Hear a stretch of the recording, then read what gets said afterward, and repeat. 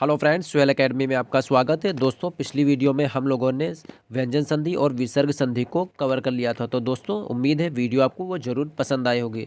तो जिन लोगों ने उस वीडियो को नहीं देखा है दोस्तों, तो डिस्क्रिप्शन बॉक्स में उसका लिंक मौजूद है। आप लोग लिंक पर क्लिक करके संधि की जो वीडियो थी उनको अच्छे से आप देख सकते हैं। ठीक है। तो दोस्तों, आज की इस वीडियो में हम लोग एक इम्पॉर्टेंट टॉपिक पर बात करेंगे जिसका नाम है समास। ठीक है। तो दोस्तों, देखते हैं कि समास कितने प्रकार के होते हैं, समास क्या होता है। ठीक है। और किस तरीके से दोस्तों एग्जाम में क्वेश्चन आते हैं। तो यूपीपी के अलावा दोस्तों आपके जो भी वनडे एग्ज़ाम होते हैं उसमें समास भी अपने इम्पॉर्टेंट भूमिका निभाता है, यानी यहाँ से भी बहुत क्वेश्चन आते हैं। ठीक है। तो देखते हैं दोस्तों समास क्या होता है। दो अथवा तो सबसे पहले दोस्तों देखते हैं समास कि दो अथवा दो से अधिक शब्दों से मिलकर बने हुए नए सार्थक शब्दों को समास कहते हैं। ठीक। समास रचना में प्रायः दो पद होते हैं। पहले पद को पूर्व पद और दूसरे पद को उत्तर पद कहते हैं। ठीक दोस्तों, इसका ध्यान रखिएगा। कभी कभी एग्जाम में क्वेश्चन आता है कि समास का पहला पद कौन सा है, पूर्व पद कौन सा है और उत्तर पद कौन सा है। ठीक। तो दोस्तों, जो पद पहले आए उसको पूर्व पद कहेंगे, जो पद दूसरा है ठीक है उसको उत्तर पद कहेंगे। यानी पहले पद को पूर्व पद और दूसरे पद को दोस्तों उत्तर पद कहते हैं। जैसे दोस्तों यहाँ पे राजपुत्र में पूर्व पद क्या है, राज, और उत्तर पद क्या है, वो है पुत्र। ठीक है। समास प्रक्रिया में दोस्तों दो पदों के बीच की विभक्ति लुप्त हो जाती है। जैसे राजा का पुत्र। ठीक। राजा का जो पुत्र होता है उसको हम लोग क्या कहते हैं, उसको राजपुत्र कहते हैं। रसोई के लिए जो घर होता है उसको रसोई घर कहते हैं। ठीक। तो दोस्तों यहाँ पे सबसे पहले हम लोग जानेंगे समास के कितने भेद होते हैं। ठीक। तो दोस्तों मुख्यतः समास के 6 भेद होते हैं। सबसे पहले अव्ययी भाव समास, तत्पुरुष समास, कर्मधारय समास, द्विगु समास, द्वंद्व समास और दोस्तों बहुब्रीहि समास। ठीक। तो इसको दोस्तों आप लोग अच्छे से याद कर लीजिएगा कि समास कितने होते हैं। समास होते हैं 6। ठीक। अव्ययी भाव, तत्पुरुष, कर्मधारय, द्विगु समास, द्वंद्व समास और बहुब्रीहि समास। ठीक है। आगे दोस्तों हम लोग देखते हैं यहाँ पे पदों की प्रधानता के आधार पर इनका वर्गीकरण किया गया। यानी जहाँ पर पूर्व पद प्रधान होगा वो हो जाएगा अव्ययी भाव समास। ठीक है। जहाँ पर उत्तर पद प्रधान हो जाएगा वहाँ हो जाएगा तत्पुरुष हो जाएगा, कर्मधारय हो जाएगा, वह द्विगु समास वहाँ पर हो जाएगा। ठीक है। जहाँ पर दोस्तों दोनों पद प्रधान होंगे उनको द्वंद्व समास कहेंगे। प्रधान का मतलब होता है दोस्तों मुख्य। ठीक। जहाँ पर दोस्तों दोनों पद अप्रधान होते हैं ठीक है, यानी वहाँ पर हो जाएगा बहुब्रीहि। इसमें दोस्तों कोई तीसरा अर्थ प्रधान होता है। ठीक है। यानी पहला पद और दूसरा पद ठीक दोनों पद क्या होंगे, वो अप्रधान होते हैं। ठीक है। तो वहाँ पर बहुब्रीहि समास होगा। जैसे लंबोदर आ जाता है। ठीक है। तो इसमें क्या होगा, इसमें कोई तीसरा अर्थ प्रकट होता है। ठीक है, वो प्रधान हो जाता है। यहाँ से दोस्तों हम लोग देखते हैं अव्ययी भाव समास को। दोस्तों यहाँ से देखते हैं अव्ययी भाव समास को। तो जिस समास का पहला पद यानी पूर्व पद जो है अवयव तथा प्रधान हो उसे अव्ययी भाव समास कहते हैं। ठीक है। इसकी पहचान दोस्तों क्या है, इसमें जो पहला पद होगा वो शुरुआत होगी उसकी अनु से, बड़ा आ से हो जाएगी, प्रति से हो जाएगी, भर से हो जाएगी, यथा से हो जाएगी, यावर से हो जाएगी। ठीक है। और हर से हो जाएगी। ठीक। तो इसमें दोस्तों ये जो पहचान है इसको ध्यान रखिएगा। यानी अव्ययी भाव का जो पहला पद होगा वो हो जाएगा, उसकी शुरुआत होगी अनु से होगी, आ से होगी, प्रति से होगी, भर से होगी, यथा से होगी, यावर से होगी, हर से होगी। ठीक है। तो देखिए एग्जाम्पल यहाँ पर दिए हुए हैं, एग्जाम्पल इनको अच्छे से आप लोग तैयार कर लीजिएगा। ठीक है। देखिए पूर्व पद अवयव और उत्तर पद। ठीक है। यानी ये पहला पद ये दूसरा पद हो जाएगा। ठीक है। ये समस्त पद दोस्तों ये वाला बन जाता है। ठीक। देखिए प्रतिदिन आया, प्रति आया, यहाँ पे आया, यथा आया, अनु आया, भर आया, प्रति आया, हाथ आया। ठीक। तो देखिए यहाँ पर प्रतिदिन। ठीक है। तो प्रतिदिन हो जाएगा प्रतिधन, दिन का हो जाएगा प्रतिदिन। ठीक है। अजन्म। ठीक है। यहाँ पे देखो आ गया यथासंभव। ठीक। फिर उसके बाद अनुरूप। ठीक। भरपेट आ गया, प्रतिकूल, प्रतिधनकूल हो जाएगा, ये प्रतिकूल हो जाएगा, हाथ धन आत, हाथ। ठीक है। ये हो जाएगा हाथों हाथ। ठीक है। तो यहाँ पर प्रतिदिन का अर्थ विग्रह क्या हो जाएगा, प्रत्येक दिन, जन्म से लेकर अजन्म हो जाता है, यथासंभव जैसा संभव हो, अनुरूप रूप के योग्य, भरपेट का हो जाएगा पेट भर के, फिर उसके बाद प्रतिकूल हो जाएगा इच्छा के विरुद्ध, हाथों हाथ का हो जाएगा हाथ ही हाथ में। ठीक है। तो यहाँ दोस्तों ध्यान रखिएगा अव्ययी भाव में जो ये जैसे आ गया प्रतिदिन में कौन सा समास है, तो अव्ययी भाव अजन्म में कौन सा समास है। ठीक। तो ये भी अव्ययी भाव समास हो जाएगा। देखिए यथासंभव, अनुरूप, भरपेट, प्रतिकूल, हाथों हाथ। तो इसमें ये देखिए इसका पहला पद क्या है। ठीक है। तो पहला पद यहाँ पे प्रधान है। ठीक है। तो उम्मीद है दोस्तों यहाँ से इसको अच्छे से आप लोगों ने समझ लिया होगा। ठीक, आगे दोस्तों यहाँ पे देखते हैं तत्पुरुष समास। तो दोस्तों तत्पुरुष समास में क्या होगा, जिस समास में बाद का अथवा उत्तर पद प्रधान होता है, ठीक है, तथा दोनों पदों के बीच कारक चिन्ह लुप्त हो जाते हैं, उसे तत्पुरुष समास कहते हैं। जैसे राजा का कुमार, उसको राजकुमार कहते हैं। धर्म का ग्रंथ, उसको धर्म ग्रंथ कहते हैं। तो दोस्तों इसमें क्या हो रहा है, देखिए का लोप हो रहा है। ठीक है, तत्पुरुष समास के दोस्तों भेद, तो विभक्तियों के नामों के अनुसार इसके 6 भेद होते हैं दोस्तों, उनको भी आप लोग अच्छे से तैयार कर लीजिएगा। ठीक, तो दोस्तों यहाँ से आएगा कर्म तत्पुरुष यानी द्वितीय तत्पुरुष हो जाएगा। इसमें कर्म कारक की विभक्ति यानी को का लोप हो जाता है, यानी को जो पद होता है ये गायब हो जाता है। ठीक है, तो यहाँ पे ये विग्रह है, ये इसका समस्त पद हो जाएगा। ठीक, जैसे गगन को चूमने वाला, तो उसको क्या कहेंगे, गगनचुंबी। किसका लोप हो रहा है, को का लोप हो रहा, गगन को चूमने वाले को गगनचुंबी कहेंगे। ठीक, यश को प्राप्त तो हो जाएगा यश प्राप्त। चिड़ियों को मारने वाला चिड़ीमार कहलाएगा। रथ को चलाने वाला उसे रथकार रथ चालक कहेंगे। जेब को कतरने वाला उसको जेब कतरा कहेंगे। समझिए दोस्तों, यहाँ पर अगर गगनचुंबी आ रहा है, ठीक है, तो ये कर्म तत्पुरुष हो जाएगा। ठीक है, यश प्राप्त ये भी दोस्तों कर्म तत्पुरुष हो जाएगा। चिड़ी मार ये भी तत्पुरुष कर्म तत्पुरुष हो जाएगा। रथ चालक ये भी कर्म तत्पुरुष, और जेब कतरा दोस्तों ये भी कर्म तत्पुरुष हो जाएगा। तो इसमें दोस्तों क्या हो रहा है, को विभक्ति जो है उसका यहाँ पे लोप हो रहा है। करण तत्पुरुष ये तृतीय तत्पुरुष होता है, इसमें करण कारक की विभक्ति यानी से और के द्वारा का दोस्तों लोप हो जाता है। ठीक है, जैसे रेखा से अंकित तो उसको रेखांकित कहेंगे। तो इसमें क्या हो रहा, से लोप हो रहा, देखिए गायब हो रहा है यहाँ से। शोक से ग्रस्त उसको शोकग्रस्त कहेंगे। तो देखिए यहाँ से भी से गायब। मद से अंधा तो उसको मदांध कहेंगे। ठीक है, मन से चाहा तो उसको मनचाहा कहेंगे। देखिए यहाँ से का लोप हो रहा।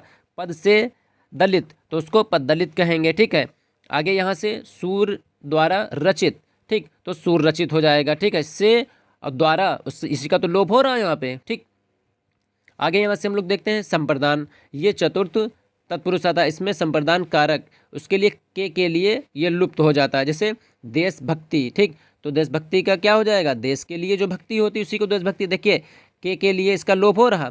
स्नान के लिए घर तो उसको स्नान घर कहते हैं। देखिए के लिए यहाँ भी लोप हुआ। गौ के लिए शाला तो यहाँ पे गौशाला हुआ। तो इनका के लिए दोस्तों क्या हो रहा है, इसका लोप हो रहा है यहाँ पे। ठीक, गौशाला देखो बना यहाँ पे इस तरीके से। तो यहाँ पे दोस्तों संप्रदान तत्पुरुष ये है। फिर दोस्तों होता है अपादान। ठीक है, अपादान तत्पुरुष में दोस्तों ये पंचमी तत्पुरुष होता है। इसमें अपादान कारक की विभक्ति यानी से, इस यहाँ पर दोस्तों ये से का अर्थ होता है अलग, यानी होने का भी, यानी बिल्कुल अलग हो जाएगा किसी चीज़ से। ठीक, जैसे धन से हीन तो उसको धनहीन कहेंगे। ठीक है, गुणहीन यानी गुण से हीन।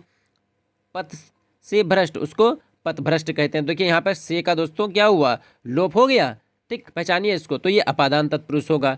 ठीक है, फिर उसके बाद यहाँ पर आता है संबंध। संबंध दोस्तों यहाँ पर ये षष्ठी तत्पुरुष है। ठीक है, इसमें संबंध कारक की विभक्ति यानी का के की ये दोस्तों लुप्त हो जाती है, यानी गायब हो जाती है। जैसे राजा का पुत्र राजपुत्र, राजा का कुमार उसको राजकुमार कहेंगे। शिव का आलय उसको शिवालय कहेंगे। राजा की आज्ञा उसको राजाज्ञा कहेंगे। ठीक, तो देखिए इसमें का और की का दोस्तों लोप हो रहा नहीं हो रहा है। ठीक है, आगे दोस्तों यहाँ से हम देखते हैं अधिकरण। तो ये सप्तमी तत्पुरुष होता है। इसमें अधिकरण कारक की विभक्ति में पर लुप्त हो जाती है, यानी यहाँ पर में और पर क्या होगा, वो गायब हो जाएगी। जैसे शोक में मग्न उसको शोकमग्न कहेंगे। आप पर बीती उसको आप बीती कहेंगे। गृह में प्रवेश उसको दोस्तों गृह प्रवेश कहेंगे। तो देखिए में और पर अब में, ठीक, इनका दोस्तों यहाँ पे लोप हुआ नहीं हुआ, शोकमग्न आया। आप पर बीती तो आप बीती यहाँ पर हो गया गृह प्रवेश। ठीक, तो गृह में प्रवेश है ना, तो ये हो जाएगा गृह प्रवेश, ये इस तरीके से बन जाएगा। क्लियर। तो दोस्तों यहाँ से भी तत्पुरुष समास को भी अच्छे से समझ लिया। अब उसके बाद दोस्तों आता है क्रमधारय। ठीक, तो दोस्तों क्रमधारय समास में क्या होता है, जिस समस्त पद का उत्तर पद प्रधान हो तथा पूर्व पद और उत्तर पद में उपमान उपमेय में अथवा विशेषण और विशेष संबंध हो, वो क्रमधारय समास होता है। ठीक, तो इसकी दोस्तों पहचान क्या होती, विग्रह करने पर दोनों पद के मध्य में है जो, यानी ये इसमें अगर इसको जो है विग्रह करेंगे यानी अलग करेंगे तो क्या होगा, है जो और के समान ये दोस्तों आ जाते हैं। ठीक, तो आप यहाँ पर देखिए चरण कमल का दोस्तों हो जाएगा कमल के समान चरण। तो किसके, ये देखो से के समान आ रहा नहीं आ रहा। चंद्रमुख तो इसका क्या हो जाएगा, चंद्र के समान मुख हो जाएगा। देखिए के समान आ रहा। मृग नयन तो मृग के समान दोस्तों नयन हो जाएंगे। महापुरुष महान है जो पुरुष, तो देखिए है जो और के समान आदि आ रहे नहीं आ रहे हैं। परमानंद। तो परम है जो, आनंद देखिए है और जो आया यहाँ पे। आगे यहाँ से देखते हैं महादेव, तो ये देखिए महादेव, तो महान है जो देव, ठीक है। कुसुम कोमल, कुसुम के समान, कोमल देखिए के समान आया यहाँ पे। तिल पापड़ी, तो तिल से बनी पापड़ी को दोस्तों क्या कहेंगे, तिल पापड़ी कहेंगे, ठीक। तो दोस्तों यहाँ पर है जो, ठीक है, और के समान, ये दोस्तों विग्रह करने पर ये इसमें ऐड हो जाते हैं, ठीक है। क्लियर। यहाँ से आगे दोस्तों देखते हैं द्विगु समास। तो दोस्तों द्विगु समास में जहाँ पर यानी जिस समस्त पद का पूर्व पद संख्या वाचक विशेषण हो वहाँ द्विगु समास होता है। इसमें समूह या समाहार का ज्ञान होता है, यानी इसमें संख्या यानी गिनती आती है, ठीक है। ध्यान रखिएगा दोस्तों, गिनती जहाँ पर आएंगी और वो चीज़ किस में होंगी, समूह में होंगी या समाहार होगा दोस्तों इसमें, ठीक। तो यहाँ पर गिनतीवाचक, जैसे चौराहा, तो इसमें क्या 4 राहों का समूह आ गया, उसी को तो चौराहा कहेंगे, तो गिनती आई यहाँ पे चौराहा, ठीक। नवरात्र, तो नवरात्रियों का समूह। सप्ताह, 7 दिनों का समूह। सप्तऋषि, 7 ऋषियों का समूह, ठीक। तो दोस्तों यहाँ से इसको देखिए, बहुत ही आसान है ये, ठीक, थोड़ा सा समझिए, ठीक है। उसके बाद दोस्तों यहाँ पे आता है द्वंद्व समास, ठीक। ये भी दोस्तों बहुत ही आसान है। जिस समस्त पद के दोनों पद प्रधान हो, ठीक, तथा विग्रह करने पर और एवं या अथवा लगता हो उसे द्वंद्व समास कहते हैं। क्या क्या, और एवं और या, देखिए फिर से देख लीजिए एक बार यहाँ पे, और एवं या अथवा ये लगते हों, ठीक, उसे द्वंद्व समास कहते हैं। जैसे पहचान क्या, दोनों पदों के बीच प्रायः योजक चिन्ह, यानी ये जो होता है ये योजक चिन्ह होता है, इसका प्रयोग हो जाता है। जैसे नदी और नाले, तो क्या होता है, नदी नाले होता है। पाप और पुण्य, पाप पुण्य हो जाएगा। गुण और दोष, तो ये गुण और गुण दोष हो जाएगा, ठीक। उसके बाद भला या बुरा, तो यहाँ पे भला बुरा हो जाता है। ये ज़्यादातर अपोजिट में हो जाते हैं, ठीक है। अगला यहाँ से हम लोग देख रहे हैं बहुब्रीहि समास। तो यहाँ से इसको देखिए, तो जिस समस्त पद में कोई पद प्रधान नहीं होता, ठीक, दोनों मिलकर किसी तीसरे पद की ओर संकेत करते हैं, उसे बहुब्रीहि समास कहते हैं। जैसे दोस्तों यहाँ पे देखिए एग्जाम्पल में, जैसे लंबोदर, तो लंबोदर का क्या होता है, लंबा है उधर जिसका, अर्थात गणेश। दशानन, 10 है आनंद जिसके, अर्थात रावण। महावीर, महान है जो वीर, यानी हनुमान।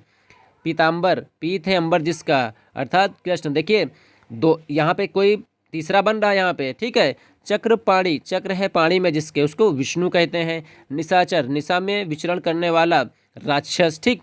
उसके बाद दोस्तों यहाँ पे गिरिधर, तो गिरि को धारण करने वाला जो कृष्ण, ठीक है, अर्थात कृष्ण। चंद्रमौली, चंद्र है मौली पर जिसके, अर्थात शिव, ठीक। तो दोस्तों यहाँ बहुब्रीहि में देखिए समस्त पद में कोई पद प्रधान नहीं है, दोनों मिलकर दोस्तों क्या हो रहा है, किसी तीसरे पद की ओर संकेत कर रहे हैं। यहाँ पे देखिए, ठीक है, लंबोदर, ठीक है, लंबा है उधर जिसका, अर्थात गणेश, ठीक।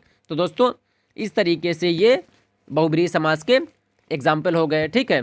तो दोस्तों एग्जाम में यहीं से ये क्वेश्चन आपको बनेंगे, ठीक है। तो इस तरीके से क्वेश्चन आ जाएगा, लंबोदर में कौन सा समास है, ठीक है, तो आप इसको विग्रह कर दीजिए, लंबा है उधर जिसका, अर्थात गणेश, ठीक है, तो हो जाएगा बहुब्रीहि समास। क्लियर। तो दोस्तों आज की इस वीडियो में हम लोगों ने समास और समास के कितने भेद होते हैं उनको जाना, और उन भेदों में दोस्तों हम लोगों ने अच्छे से जान लिया ना कि समास के 6 भेद होते हैं, अव्ययी भाव समास, तत्पुरुष समास, क्रमधारय समास, द्विगु समास, द्वंद्व समास और बहुब्रीहि समास। तो उम्मीद करते हैं दोस्तों यहाँ से पॉइंट जो आपको बताए गए हैं और जो समास के बारे में बताया गया है उसको आप लोगों ने अच्छे से समझ लिया, ठीक है। तो दोस्तों यहाँ से ये टॉपिक आपका पूरा क्लियर होता है, ठीक है। तो दोस्तों आज की इस वीडियो में हम लोगों ने समास और उनके भेदों को समझा।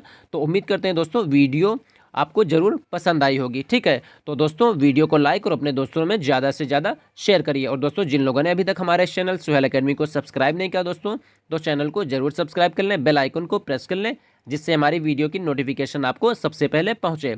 और दोस्तों वीडियो को लाइक और अपने दोस्तों में ज़्यादा से ज़्यादा शेयर करिए। दोस्तों मिलते हैं एक न्यू टॉपिक पे, तब तक के लिए दोस्तों अपना ख्याल रखिए और अपनी स्टडी को फोकस करिए।